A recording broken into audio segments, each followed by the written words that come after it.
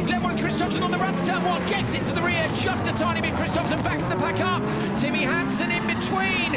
Oh, he's got him. Niclas Gronholm's got him into turn two. Kristoffersson drops back to P2. Problems there, and Backward seems to have a problem's gone. Just again in the middle of the pack. Dropping back. Andreas Backward, no luck at all. Gronholm leading from Kristoffersson. A rare mistake there for Kristoffersson on the run into turn one. That could well be where Niclas's experience of doing the last couple of laps on this track in this muddy conditions has paid off for him, but that's a rare sight, isn't it? Seeing the front of that Polo with mud on it. Yeah, Kristoffersson now has got to decide whether to go Joker immediately or follow him for a couple of laps. He's going to follow him in. Remember as well, the cooling package for the Volkswagen is completely in the front of the car. You do not want to be in traffic with it. Doesn't want to get the temperatures too high. A lot of the cars still running rear cooling, but not the Polo. You can see it runs the WRC cooling package, and very unusual to see it in mud like this in P2. Yeah, it's not used to getting so much mud thrown in the front. We've seen some of the other cars with a bit of plastic on the grille to stop some of the mud going in, keep the coolant there, but Johan doesn't run one. Kristoffersson staying with Gronholm. I think Johan knows it. Look at that. Nudge, nudge, nudge. Gives him another push. He's pushing Gronholm sideways around here. They've got to watch out for Timmy Hansen, because Timmy has joken already and could be a danger man for them. Look at the bump as well from the gravel onto the tarmac. Gronholm hooks a wheel on the curb on the inside. Kristoffersson still follows into the joker. That goes Timerzyanov. So Ekström in P3 now getting onto the back of this train. Timerzyanov coming from the joker. Is he covering off Timmy behind him? He is. Timerzyanov's out in front of Timmy. So Ekström, Kristoffersson chasing Gronholm. Kristoffersson is trying to apply the pressure. He wants a physical mistake and an on-track pass. Yeah, he's trying to just give him little taps here and there just so he knows he's there, but so it can only take a little tap just to unsettle the car. Let's watch him as he comes into this hairpin again. Is he going to try something? Just be careful, Johan. You don't want to be caught for pushing and passing. Little nudge again, 2, 3 nudges now. Ekström gives Kristoffersson a nudge behind, but Gronholm's parked them on the way in. A dab of the brakes from Kristoffersson on the exit. Scrabbling for grip. Gronholm doing a fantastic job here under immense pressure behind him.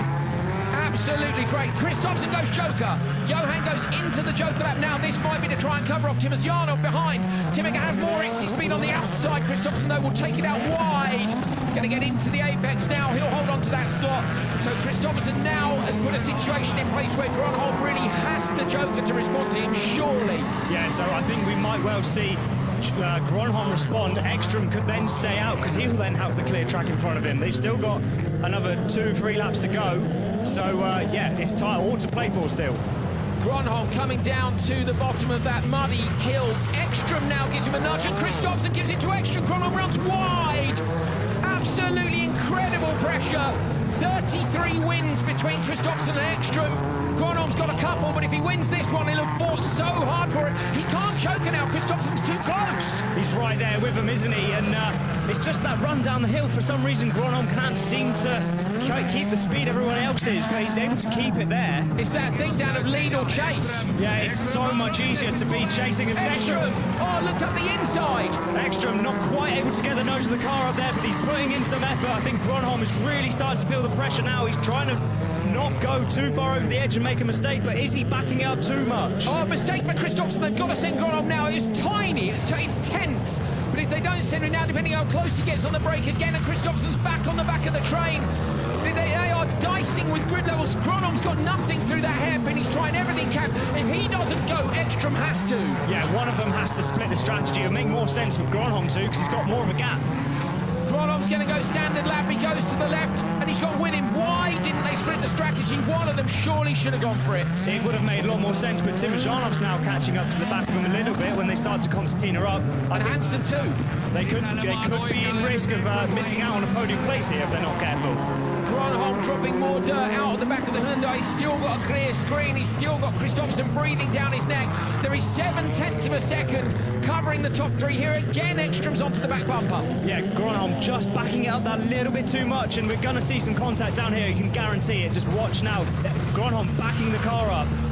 Shutting the door on everyone. They're all quite tidy through here this time. Gronholm again parks at the apex. Timerzyanov now is into the back of Johan Kristoffersson. Is going to come down to the last corner joker for Gronholm and Ekström. Gronholm will go now. Ekström goes with him. Can they find enough traction to make this stick? Into the left-hander. Kristoffersson coming around the outside with Timerzyanov. Niclas Gronholm at the inside's got to straighten the car up. Oh, he might be able to hold on. Gronholm to the inside line. Ekström too. Kristoffersson trying to go around the outside.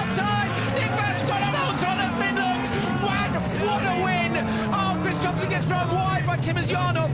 That is the best win Gronholm's had. That was what a fight to hold on under such immense pressure from two legendary drivers. Gronholm gets the win at home in Finland. Round 4 of the World Rallycross Championship done and dusted. Weekend 2, another doubleheader here in Finland after Sweden. It's still Kristoffersson at the top of the table. Mattias Ekström taking a couple of points back off him in that final today. Niclas Gronholm up to 3rd with the win. Timmy Hansen stays 4th. Kevin dropping to 5th. Larsen down to 6th. Timo Schade backwards into the top 8, having made it through to the final today. Markland and Timerzyanov round out the top 10.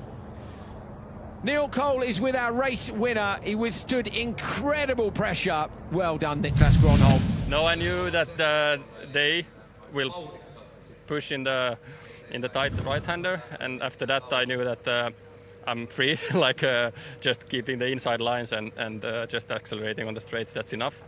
So I was keeping it quite calm and not trying to do any mistakes at all. I did a few, but okay, they. Not so big mistakes, but yeah, I felt the pressure and but it was just basically controlling the race once I got in the lead. So yeah, nice to get a win.